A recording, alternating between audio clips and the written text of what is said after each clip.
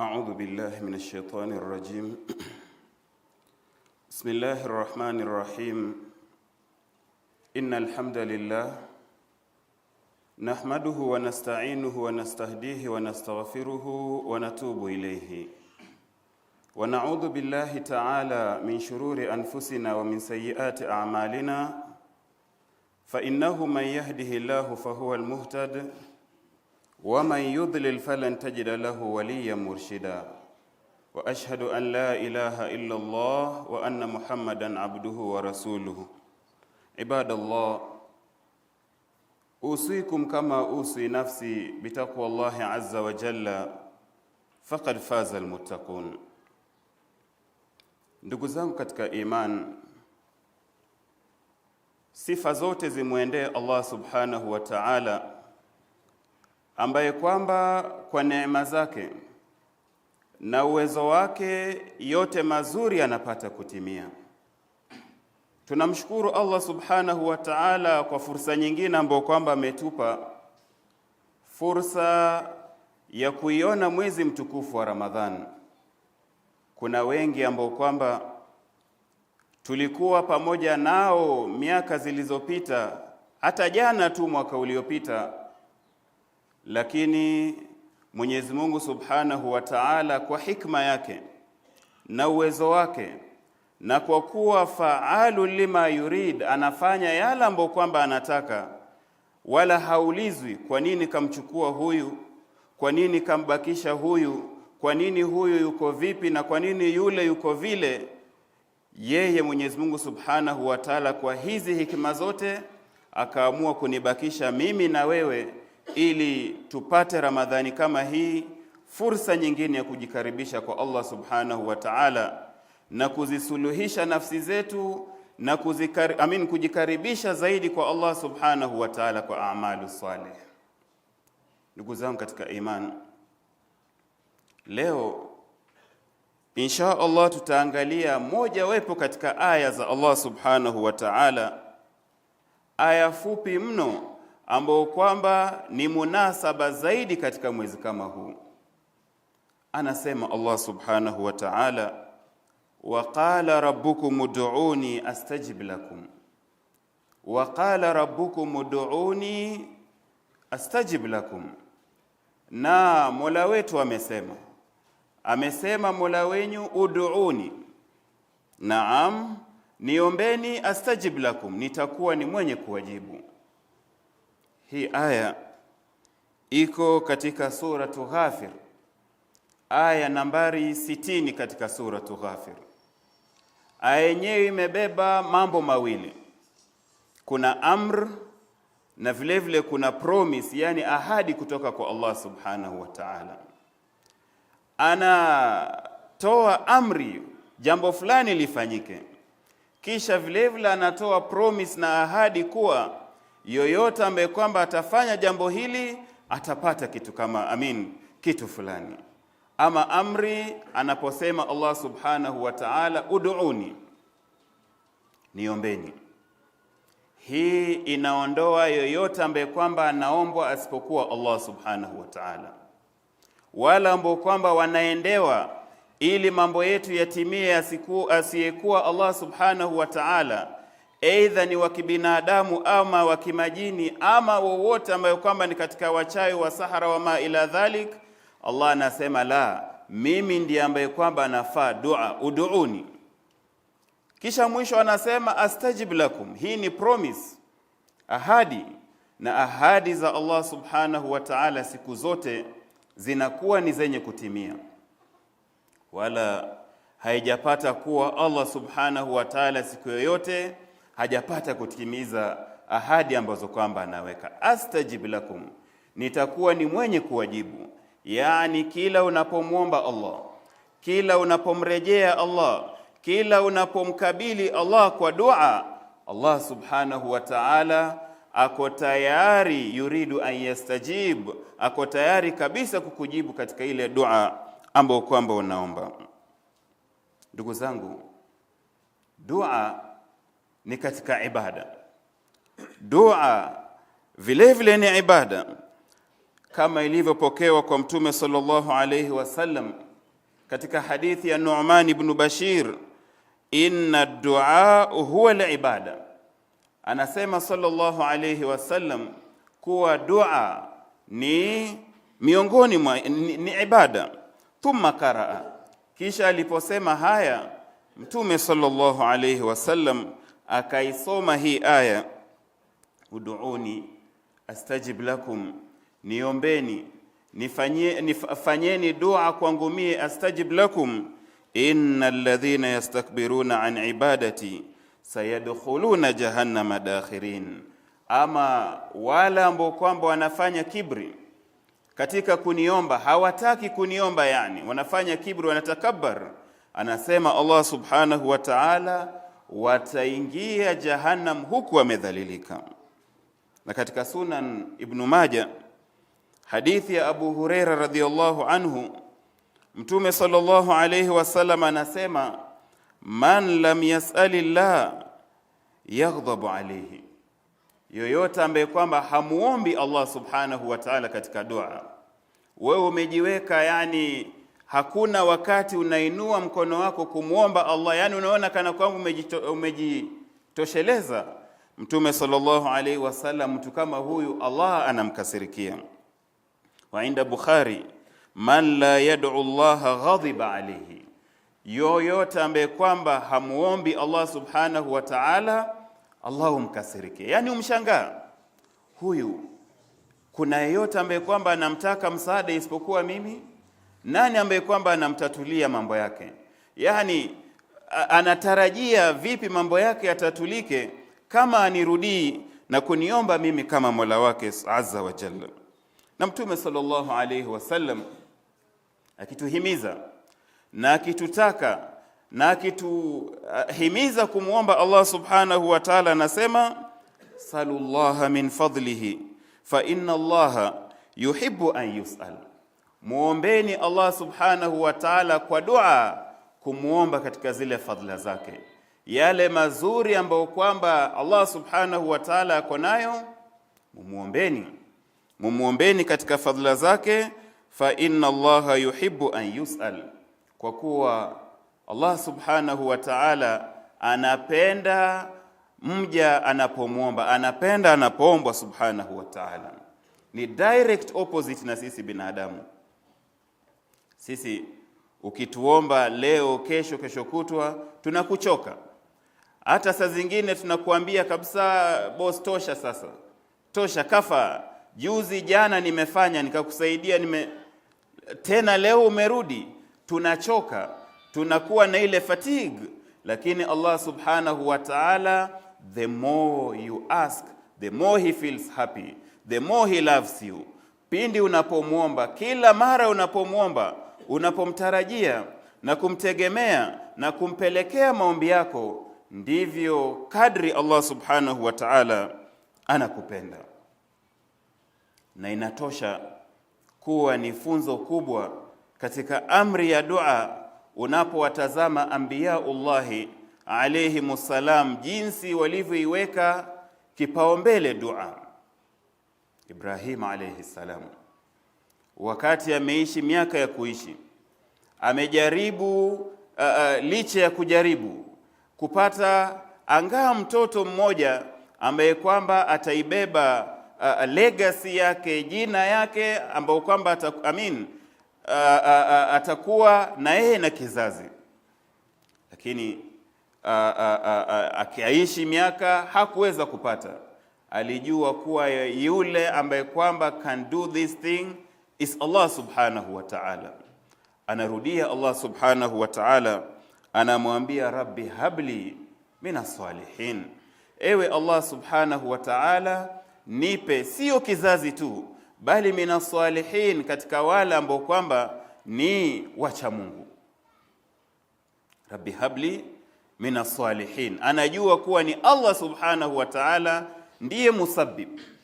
Ana mke ndiyo, pamoja na kuwa ana mke, lakini anajua kuwa yule ambaye kwamba atafanya yule mke apate mtoto ni Allah subhanahu wa ta'ala. Asbabu zinaweza kuwepo, lakini pasipokuwa na tawfiq kutoka kwa Allah subhanahu wa ta'ala, nothing can happen. ndipo Ibrahim anamuomba rabbi habli minas salihin. Musa alayhi salam miaka kidogo ametoka kwa Firaun kumkimbia kwa sababu alitaka kumuua, kumshika na kumaadhib. Baadaye anapewa utume, anaambiwa yule Firaun ambaye kwamba ulimkwepa ukamwepa ukamtoroka, you want to go back to him, unafaa kumrudia na umwambie mimi ni mtume, na vile vile umwambie waachie Banu Israeli wasiwe wanateseka na kupata taadhib kutoka kwako. Anarudi kwa Allah subhanahu wa ta'ala akijua hali yake, anamlilia Allah subhanahu wa ta'ala, namwambia rabbi shrah li sadri wa yassir li amri wahlul 'uqdatan min lisani yafqahu qawli. Ewe Mwenyezi Mungu subhanahu wa ta'ala, ishrah li sadri, nifungulie kifua changu. I need to speak what they will understand. I need to speak to them with the voice that they will comprehend everything.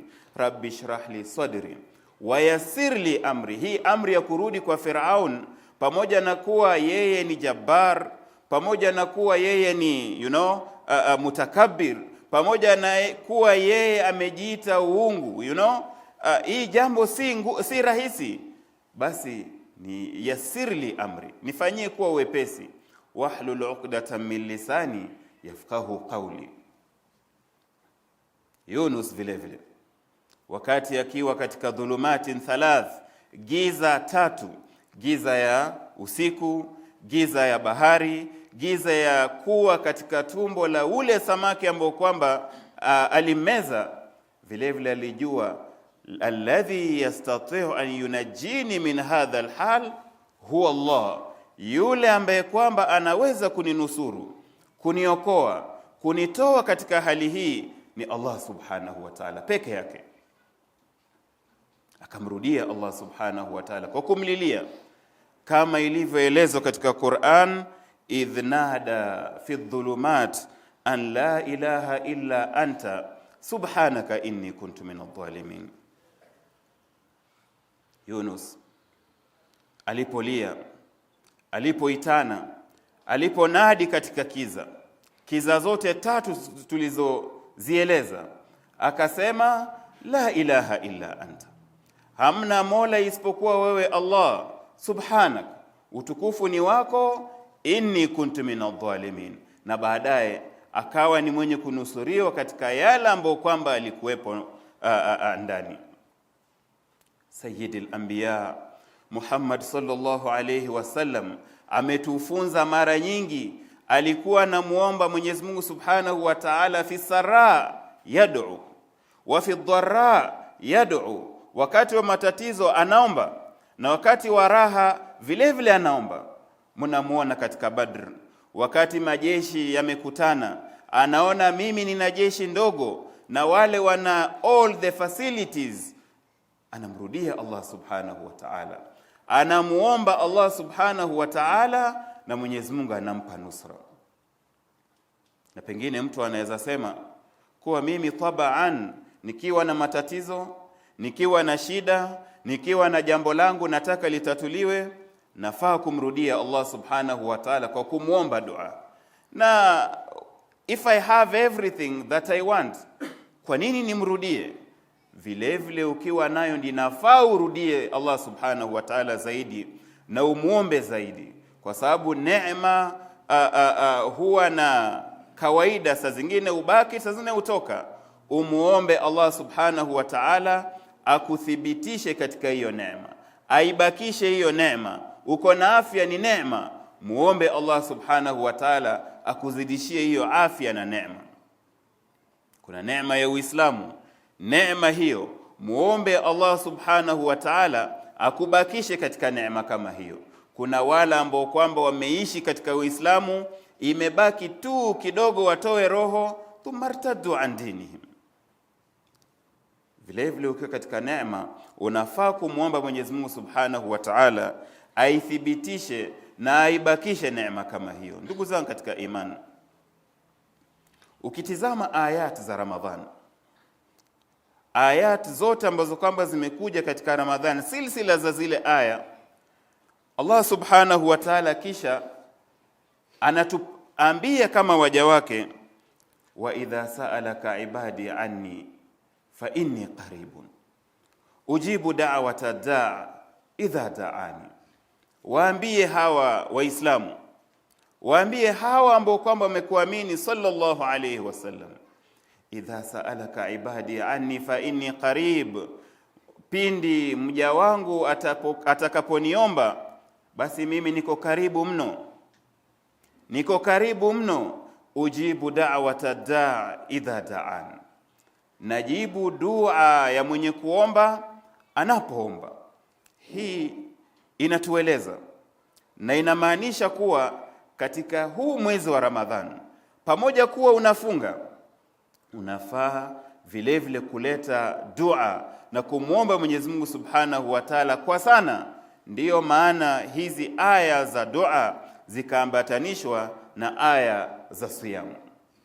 Muombe Mwenyezi Mungu Subhanahu wa Ta'ala katika yale matatizo ambayo kwamba uko nayo ayaondoe.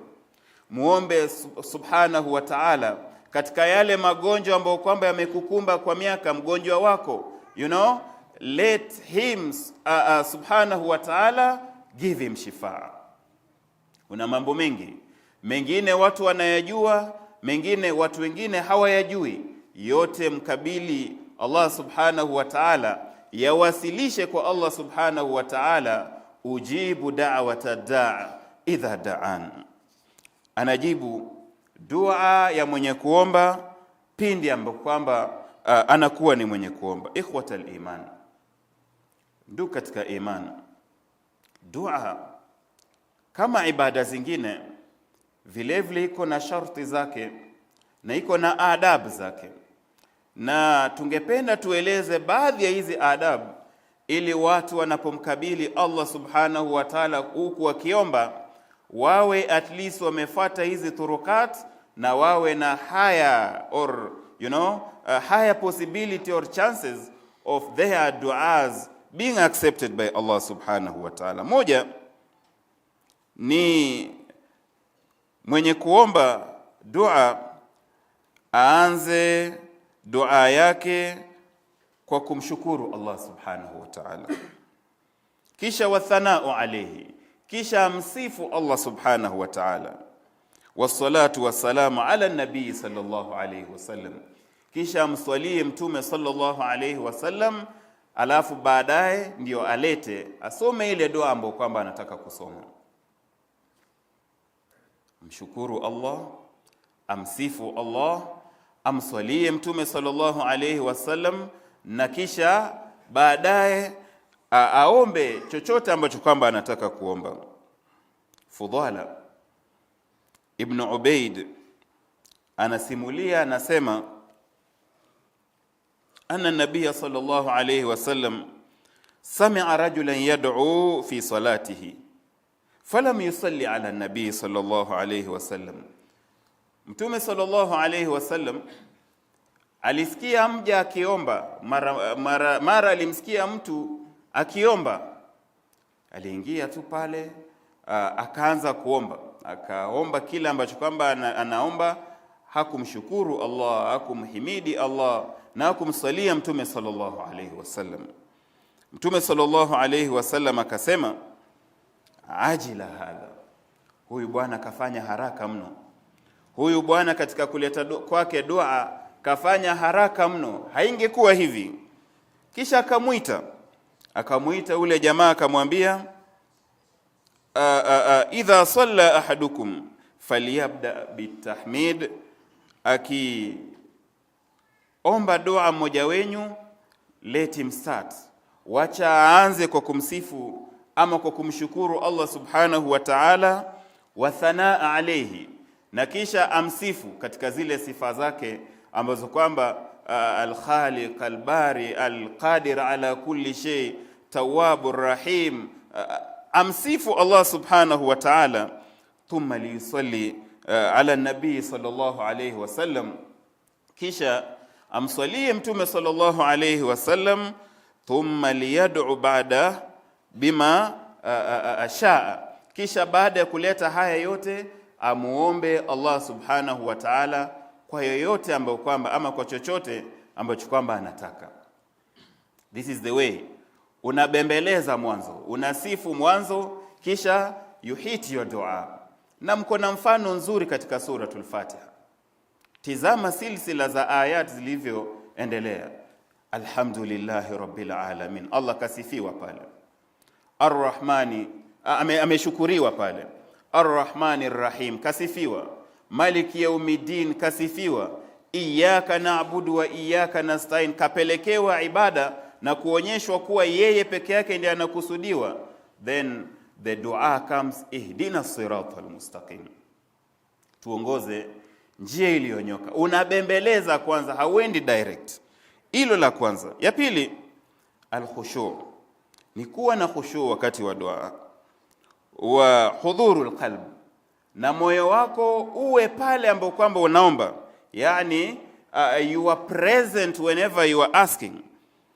Kisha ma'al yaqin bil ijaba, na vile vile uwe na yaqin kuwa huyu ambaye kwamba nampelekea dua yangu ana uwezo na bila shaka ataijibu.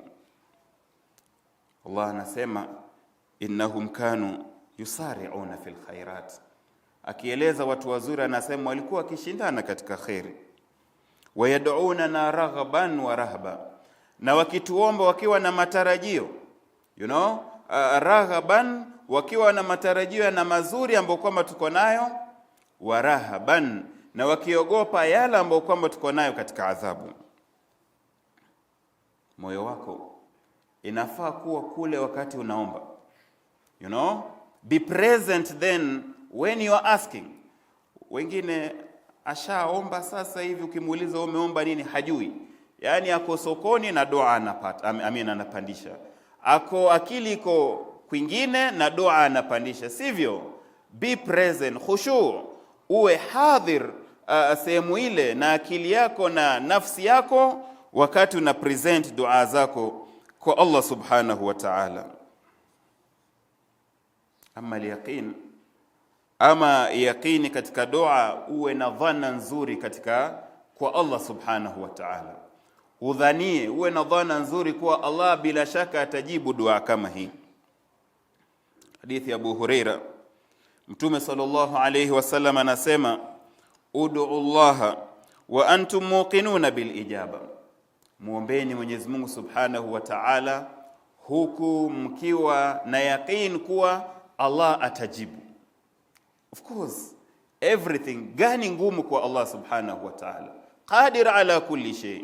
Gani kubwa kwa kumliko Allah subhanahu wa ta'ala? Al-azim, jambo ambalo kwamba wewe unaona haliwezekani, wa madhalika ala Allah biaziz, kwa Allah subhanahu wa ta'ala inakuwa ni jambo ndogo zaidi, anaiweza.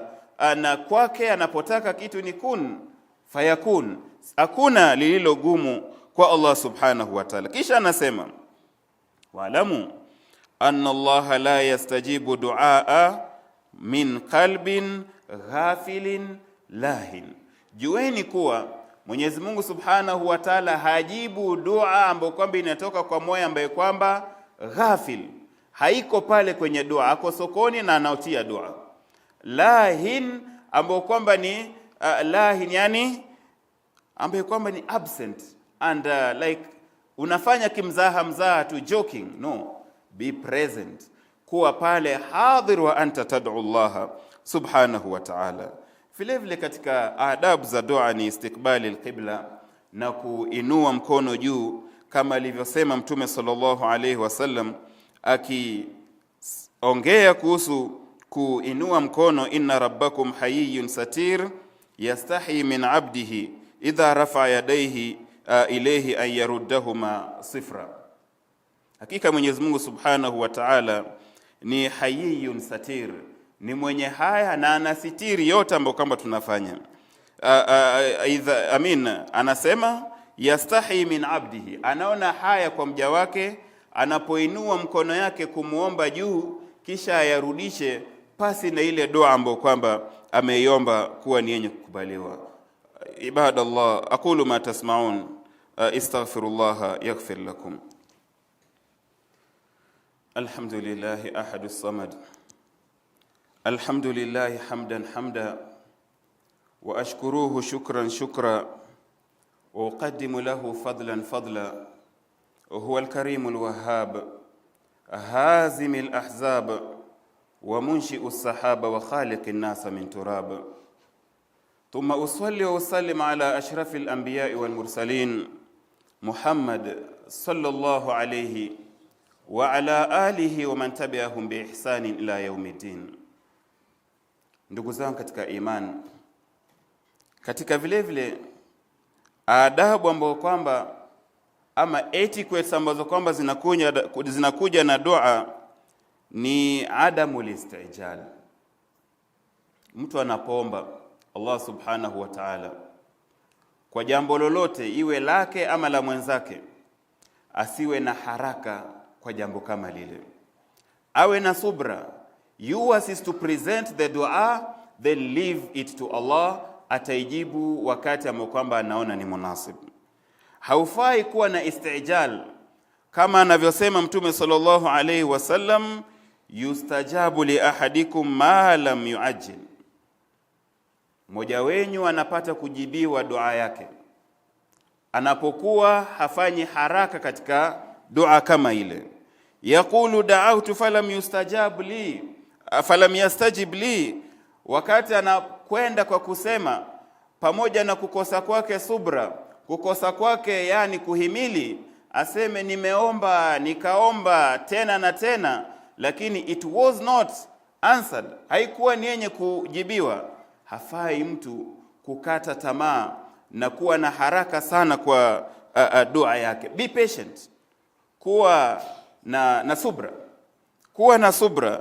Jua kuwa muda wa Allah ndio muda muafaka na mzuri. Allah's time is the best timing. Unaweza kuwa umeomba jambo leo, lakini Allah subhanahu wa ta'ala najua ikija leo itakudhuru, akupe siku nyingine ambayo kwamba utaweza kuhimili jambo kama lile.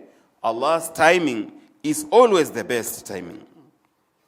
Na ujue kuwa dua yoyote ambayo kwamba umeomba, hakuna dua inaenda pasi na Allah subhanahu wa ta'ala kuijibu. He either answers it in one of the three ways.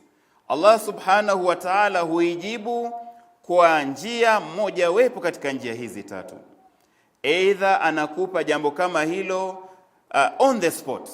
Umeomba hili umepata, siku hiyo yamekupa. Ama atakupa jambo hilo sio hiyo time, but at his own destined and right timing. Na kama tulivyosema, muda wa Mwenyezi Mungu Subhanahu wa Ta'ala ndio muda ambao kwamba siku zote ni muafaka. Yeye anatujua kuliko jinsi the more than we know ourselves. Kwa hivyo anajua hili litamfaa wakati huu, kwa muda huu, he has all that plan. Ama Allah subhanahu wa ta'ala kwa dua yako ukuepusha na shari ambao kwamba huenda ingekudhuru kutokamana na yale ambao kwamba umeomba. Anakuepushia shari kama ile. Ama shari ambao kwamba ingekusibu kariban, Allah huiondoa kwa sababu ya dua ambao kwamba umeiomba.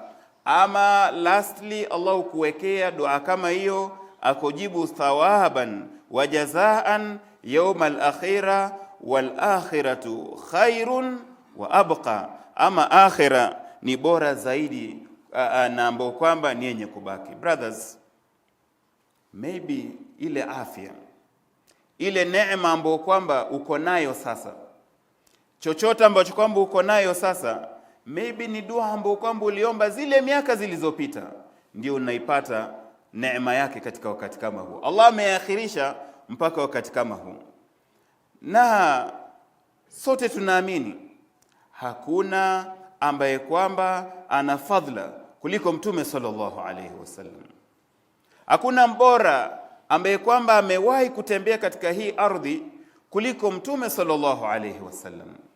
Yeye Mtume sallallahu alayhi wasallam wakati mmoja anaenda katika al-Kaaba, anaomba, anaswali na anamsujudia Allah subhanahu wa ta'ala. while in sujud, akiwa katika sijda. Mushrikin wanakuja na ule uchafu ambao kwamba inatokamana na yale yako katika matumbo ya wale wanyama, wanamuwekewa huwa sajid, akiwa amesujudu sallallahu alayhi wasallam. Comes his daughter Fatima, anakuja mtoto wake Fatima, anaondoa ule uchafu huku analia kwa kumhurumia baba yake. Mtume sallallahu alayhi wasallam anapomaliza ile swala yake, anainua mkono wake juu, anamuomba Allah subhanahu wa ta'ala, Allahumma alayka bi fulan, ewe Allah mchukue fulan, muadhibu fulan, alayka bi, anawataja wale wote ambao kwamba wamemkosea na wamehusika na wamefanya jambo kama hilo, huku wao wako pale kando wamestarehe, wanacheka, wanafurahi jinsi walivyomudhi. Allahumma alayka bi fulan. Hii dua Mtume sallallahu alayhi wasallam anaiomba, inakuja kujibiwa 10 years after, baada ya miaka 10, wakati sallallahu alayhi wasallam ashafanya hijra kutoka Maka hadi Madina. Wanakutana katika vita vya Badr. Hawa wote ambao kwamba walimuudhi na Mtume kawataja alayka bi fulan wa fulan wa fulan, wanakufa katika vita vya Badr. 10 years after he prayed, miaka 10 baada ya Mtume sallallahu alayhi wasallam kuomba. Alisubiria miaka hiyo yote, pamoja na kuwa yeye ni ashrafu khalqillah.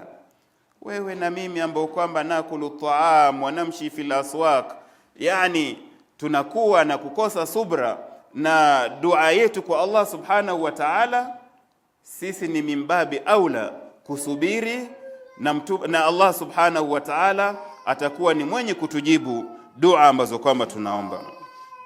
Wa minha, na vile vile katika yale ambayo kwamba yana adabu za dua, an yatawassal bi asma'il husna au bi khairi a'malihi, ni afanye tawassul na jina za Allah subhanahu wa ta'ala ambazo kwamba ni nzuri, kazitaja zile 99 names, ama amali zake nzuri ambazo kwamba kaitenda. Unapoomba muombe Allah kwa majina yake matukufu.